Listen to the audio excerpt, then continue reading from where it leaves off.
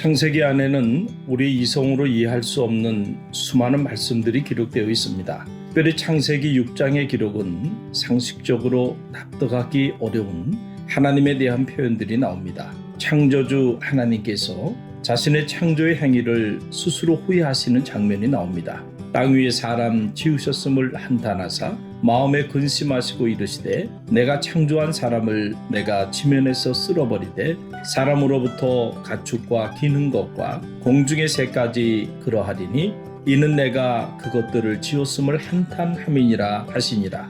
한마디로 이 내용은 지면에 하나님이 인간을 창조하신 것을 후회하셨다는 것입니다. 하나님의 후회, 결코 쉽게 받아들일 수 없는 내용입니다. 후회한다는 것은 무엇입니까? 현재의 시점에서 과거의 그 어떤 시간에서 행했던 일에 대하여 자신의 실수를 인정하고 뉘우친다는 것입니다. 과연 후회란 단어가 전지전능하신 창조주 하나님에게 붙여질 수 있는 말입니까? 우리가 하나님을 실수하신 하나님 그리고 과거의 잘못을 뉘우치시는 분으로 인정한다면 사실 여기서 심각한 신학적 문제가 야기될 것입니다. 인간을 창조하신 창조적 행위가 하나님의 실수에 기인한다면 인간이 저지른 모든 잘못의 책임은 하나님 자신에게 돌아가고 말 것입니다. 왜냐하면 하나님이 인간을 실수로 잘못 창조하셔서 발생한 일이기 때문입니다. 이처럼 하나님의 말씀을 문자적으로만 읽다 보면 이해할 수 없는 수많은 난간에 봉착하게 됩니다. 그래서 신학적 사고의 도움이 필요한 것입니다. 인간의 이해를 돕기 위해서 성서적 표현 안에는 수많은 수서합법들이 있습니다. 주기법, 은유법, 의인법, 의성법, 의태법, 풍유법, 제유법, 환유법, 종이법 등이 그것들입니다. 예를 들어 은유법의 경우를 봅시다. 여호와는 나의 목자시니 내게 부족함이 없으리로다.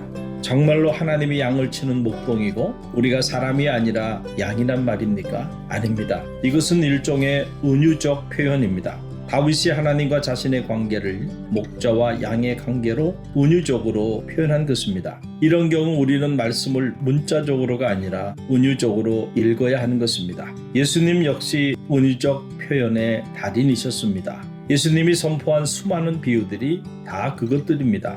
포도나무와 가지의 비유를 봅시다. 나는 포도나무요 내 아버지는 농부라. 물은 내게 붙어있어 열매를 맺지 아니하는 가지는 아버지께서 그것을 제거해 버리시고 무릇 열매를 맺는 가지는 더 열매를 맺게 하려 하여 그것을 깨끗하게 하시느니라. 여기서 정말로 예수님이 참 포도나무이고 하나님이 농부이고 우리가 나무의 가지란 말입니까? 아닙니다. 이것은 하나님과 주님 그리고 우리 사이의 관계를 우리가 이해하기 쉽게 은유적으로 표현한 것입니다. 창세기 6장에 등장하는 하나님의 후회는 하나님의 마음을 쉽게 이해할 수 있도록 의인법을 활용한 말씀으로 이해할 때 그 의미가 살아납니다. 의인법이란 사람이 아닌 것을 사람에게 비교 마치 사람이 행동하는 것처럼 표현하는 수사법입니다. 하나님은 사람이 아닙니다. 그러나 마치 사람이 행동하는 것처럼 하나님을 묘사한 장면들이 성서 안에는 무수히 많이 등장하고 있습니다. 창세기 6장에 등장하는 한탄하시는 하나님과 근심하시는 하나님이 바로 그것입니다. 신학적으로는 이런 표현들을 신인 동형 동성론이라고 표현합니다. 이런 표현들은 문자 그대로 해석하면 큰 문제가 발생됩니다. 사용된 합법의 시각에서 그 메시지의 본래의 의미를 파악하는 것이 중요합니다. 땅 위에 사람 지으셨음을 한탄하사 마음에 근심하시고 여기서 한탄하사란 말은 히브리어로 와힌나헴이라는 말입니다. 이 말은 후회하다, 슬퍼하다, 신음하다, 애도하다는 문자적 의미를 갖고 있습니다. 인간을 향한 하나님의 마음을 의인법을 통해서 표현한 것입니다.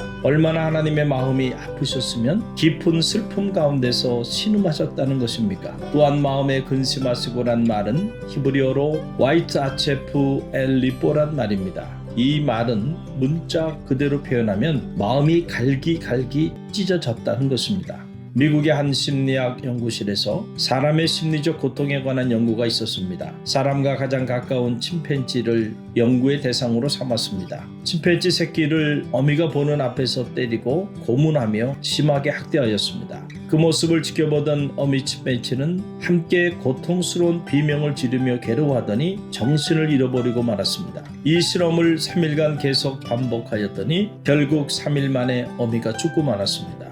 죽은 어미 침팬지를 해부하여 보았더니 내장이 온통 피투성이고 마치 칼로 자른 것처럼 창자에 심한 상처들이 있었습니다.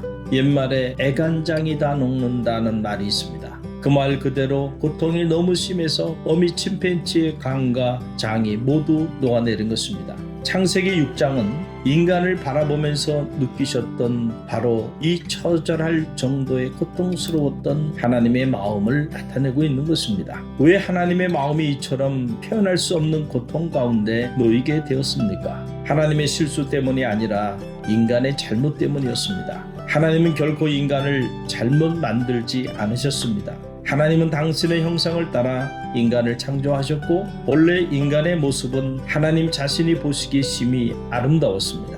그런데 인류의 비극은 하나님 편에서가 아니라 인간의 편에서 시작되었습니다. 즉 하나님이 인간에게 허락한 자유의 의지를 하나님의 뜻대로가 아니라 자신의 뜻대로 사용함으로써 시작되었습니다. 창세기 6장은 낙원을 상실한 인류의 죄악성을 그대로 보여주고 있습니다. 여호와께서 사람의 죄악이 세상에 가득함과 그의 마음으로 생각하는 모든 계획이 항상 악할 뿐임을 보시고 하나님이 보시니 세상에 죄악이 관영하고 사람의 마음의 모든 생각과 계획이 온통 악할 뿐임을 보셨다는 것입니다. 바로 이 때문에 하나님은 극도의 슬픔 속에서 씨름하셨고 간장이 녹아내리는 마음의 고통을 겪으셨습니다. 오죽하셨으면 인간을 지으신 것 자체를 후회하시면서까지 모든 책임을 자신 스스로에게 전가하셨을까요? 하나님 앞에서 그 하나님의 마음을 헤아리는 지혜가 있기를 소망해 봅니다.